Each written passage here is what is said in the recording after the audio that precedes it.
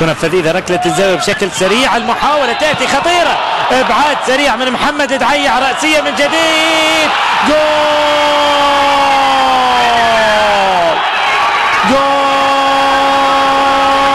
عن طريق الشقيق اعتقد فيصل خليل، أو هذه المرة لا، سيزر دي سوزا يحقق التعادل لمصلحة الأهلي.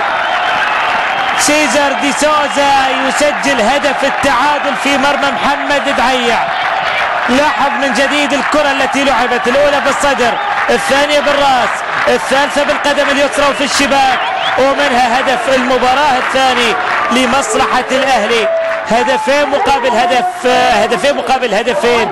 التعادل الإيجابي هو سيد الموقف في هذا اللقاء، وسيزر يسجل الهدف الثاني.